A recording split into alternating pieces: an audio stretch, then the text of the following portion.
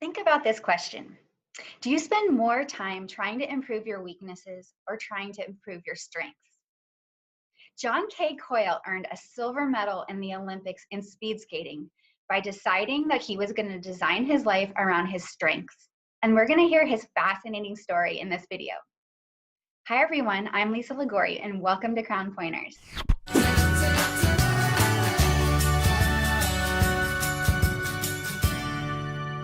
First off, you have such an interesting story about how you came to understand the benefits of focusing on your strengths as opposed to the conventional wisdom, which is to work on improving your weaknesses. Can you share a little bit about that story?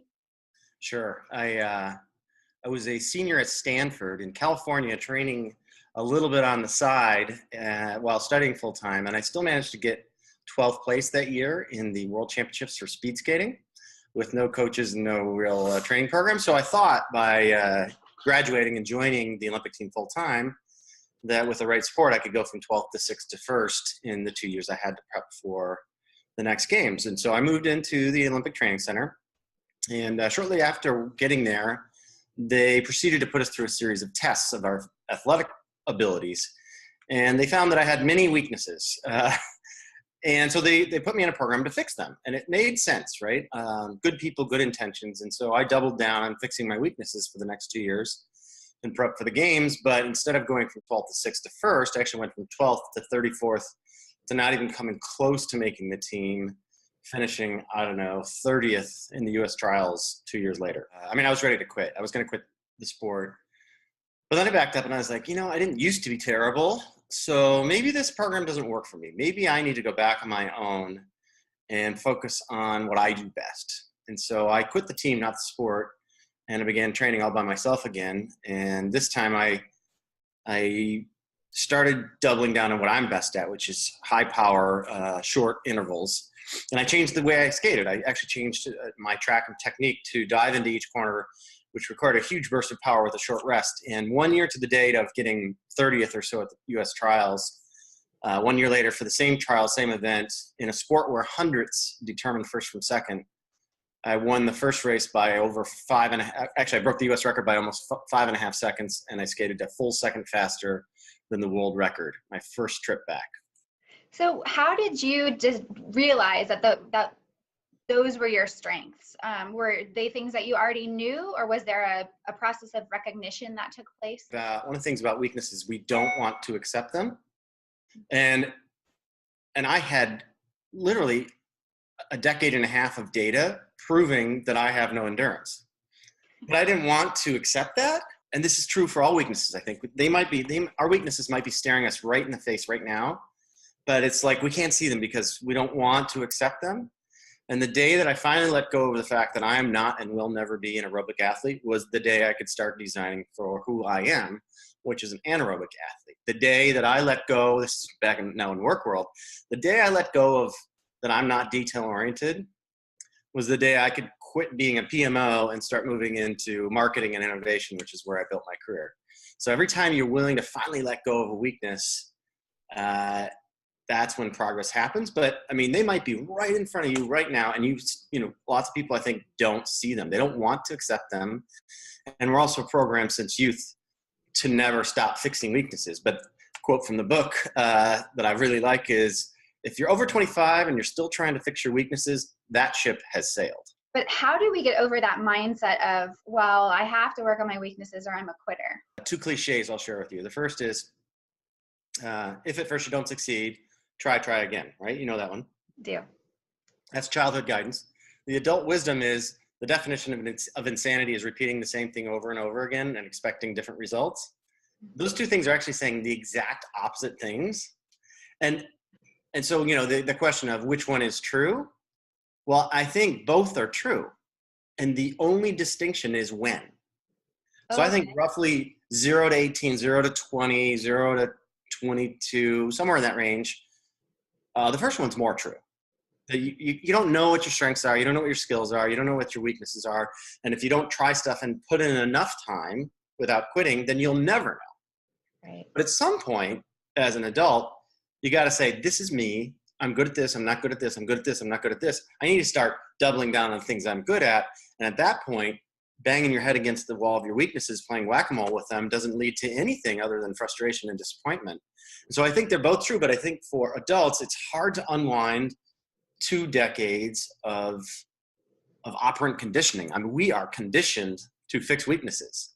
Right. We're programmed since 2 years old to never give up, to never give in, to never quit. Quitters never prosper. Good things come to those who wait. Like all those great things. But at the end of the day, that stops working. What you're saying is not that hard work isn't required, but you're saying hard work towards something that you have the propensity and the affinity toward. No, you still got to put in the time. I mean, there's no shortcut for the time and effort. Mm-hmm. It's actually chapter 4 in the book. And I think what I'm going to share with you now, not too many people know, like basically you and I and anybody who's read the book, because it was something that I discovered while writing the book. So we talk all the time about what does it take for breakthrough or peak performance? And without question, it's 10,000 hours. Like maybe it's not 10,000 exactly, maybe it's 5,000, maybe it's 15. But all breakthrough performers in every field have that in common. Nobody took a magic pill and got there the shortcut way. Mm-hmm. From Tiger Woods to Mozart to Bill Gates, every single great performer in every field has put in the time. Right. That's fact. So it's not a correlation, it's a fact. Mm-hmm. So then this is where I think things go off the rail, I think, with some psychologists like Anders Ericsson is on record saying, so you should just pick something, anything, and double down on it and put in the time, and eventually you'll break through. And I don't buy that for 1 second. I don't buy that for a second. I could practice basketball for the rest of my life and still probably not score a point. Mm-hmm. I do think we have innate talents and innate weaknesses, and he would disagree with me. And so what I sort of laid out in the book is, it's not what do peak performance have in common, it's why does anybody bother? Mm-hmm. Why does anybody put in 10,000 hours of what, without question, is hard work and usually grueling and sometimes boring? Because very, very rarely do people do it. And I think I know the answer. And it's something called the flow state. And I won't get too detailed right now, but I'll just say this. When you get into the flow state, one of the hallmarks is time shuts off. So your mental circuitry stops measuring time. And so you'll say, where did that time go? It flew by. Where did those 3 hours go? Or you might even say time stopped. Sometimes it's actually both, which is, it feels like they're contrasting views, but time stopped and it sped up. Like it does both because you're not measuring it. The other thing that happens that I didn't realize until about 1.5 years ago is that the flow state also releases 5 neurochemicals in order, I think I have it right. Epinephrine, serotonin, dopamine, anandamide, and then oxytocin, which their external chemical equivalents are as follows. Methamphetamine, coke, heroin, pot, and ecstasy. And you get all 5 in a dose that would probably leave you drooling or dead if you took them. Mm-hmm. But they happen naturally. They exude through your system in the right levels at the right times. And here's the thing. It is the most addictive state known to man. Mm-hmm. And the flow state tends to come in your areas of strengths. Well, your book goes into all of this in a lot more detail. But in our conversation today, is there anything else that you'd like to leave people with in terms of what message you want them to take away? Number one, most important thing.